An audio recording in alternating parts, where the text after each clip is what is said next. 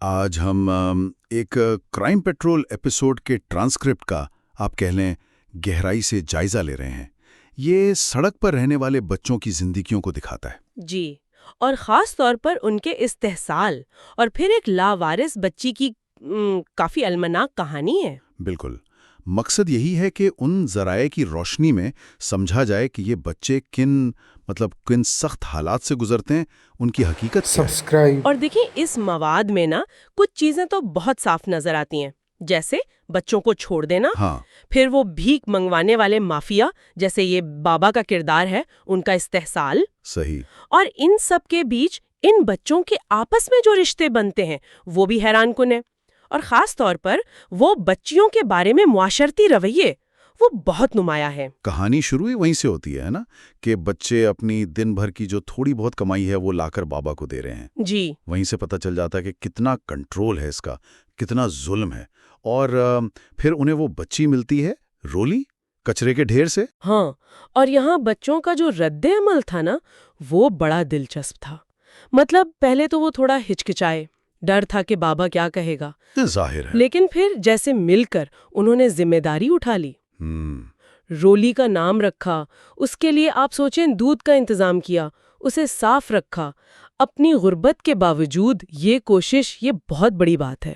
اور وہ گولی نام کا لڑکا، وہ تو جیسے اس کا کیا کہیں محافظ بن گیا تھا، ایک باپ کی طرح۔ بالکل بالکل، ایک باپ جیسا کردار ادا کرنے لگا وہ، لیکن ظاہر ہے یہ سب آسان نہیں تھا۔ نہیں، بالکل نہیں، بابا تو اسے مصیبت ہی سمجھ رہا تھا، دھمکیاں دے رہا تھا ان کو۔ جی، اور سڑکوں پر تو ویسی خطرات بہت ہیں۔ پھر رولی بیمار بھی پڑ گئی۔ ہاں، وہ بیمار پڑ گئی، پھر بچوں نے کوشش کی کہ کوئی اسے گود لے لے۔ وہ اس کے اصلی باپ تک بھی پہنچے تھے نا، امت نام تھا۔ جی، امت، اور باپ کا جو جواب تھا وہ تو مطلب کہانی کا ایک اہم نقطہ ہے، اس نے صاف منع کر دیا۔ صرف اس لیے کہ وہ لڑکی تھی؟ ہاں، خاص طور پر جب اسے پتا چلا کہ بچی ایک لڑکی ہے تو اس نے انکار کر دیا۔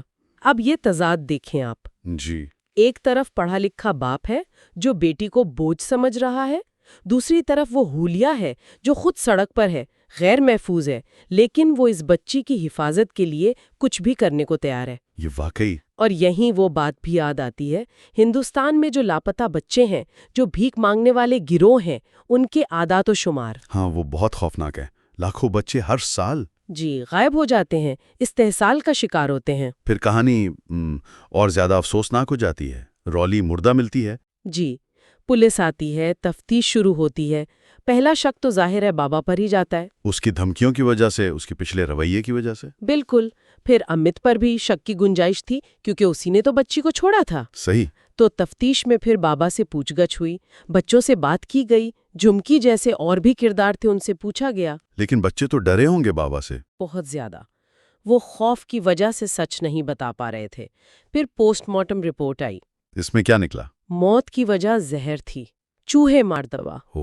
تو پولیس نے پھر یہ پتہ لگانا شروع کیا کہ یہ زہر خریدا کس نے۔ اور پھر وہ انکشاف ہوا جس نے سب کو ہلا دیا۔ گولی، جی، گولی جو رولی کا سب سے بڑا محافظ لگتا تھا، اسی نے اعتراف کیا کہ رولی کو اس نے مارا ہے۔ لیکن کیوں؟ مطلب اس کی کیا وجہ بتائی؟ وجہ ایسی تھی جو دل دہلا دیتی ہے۔ اس نے کہا کہ اس نے رولی کو سڑکوں کی زندگی، وہاں کے استحصال، وہاں کی اذیت سے بچانے کے لیے مارا۔ بچانے کے لیے؟ ہاں، اس کا کہنا تھا کہ اس نے ایک اور لڑکی، بلی، کا انجام دیکھا تھا، اور جھمکی نے بھی اسے بتایا تھا کہ سڑک پر لڑکیوں کا کیا حشر ہوتا ہے، تو وہ سمجھا کہ موت ہی واحد راستہ ہے اسے اس مستقبل سے بچانے کا۔ یا اللہ، یہ کیسی سوچ ہے، تحفظ کا یہ کیسا بگڑا ہوا تصور ہے۔ بالکل، یہ اتنا بڑا تضاد ہے، گولی کا عمل جو شاید وہ سمجھتا تھا کہ وہ تحفظ کے لیے کر رہا ہے، وہ خود اسی معاشرتی بے حسی، اسی ظلم کا نتیجہ تھا جس نے یہ حالات پیدا کیے تھے۔ باپ کا چھوڑ جانا، بابا کا ظلم، جی، نظام کی ناکامی۔ آخر میں باپ کو تو گرفتار کیا گیا بچی کو لاوارث چھوڑنے پر، اور بابا کو بچوں پر تشدد اور استحصال کے الزام میں۔ لیکن گولی، اس کا عمل ایک انفرادی جرم تو ہے، مگر یہ ان حالات کی سنگینی کو بھی ظاہر کرتا ہے جن میں یہ بچے جی رہے ہیں۔ تو خلاصہ یہ کہ یہ مواد ہمیں غربت، استحصال اور ان بچوں کے پاس آپشنز کی شدید کمی کی ایک بہت ہی المناک تصویر دکھاتا ہے۔ جی، سڑکوں پر زندگی انہیں ایسے مقام پر لے آتی ہے جہاں صحیح اور غلط کے بیچ کی لکیر جو ہے نا وہ دھندلا جاتی ہے۔ واقعی۔ اور آخر میں جو سوچنے کی بات یہ مواد چھوڑ جاتا ہے وہ یہی ہے کہ جب حفاظتی نظام اپنے سب سے کمزور لوگوں یعنی بچوں کو تحفظ نہیں دے پاتا تو اس کے نتائج کتنے تباکن ہو سکتے ہیں۔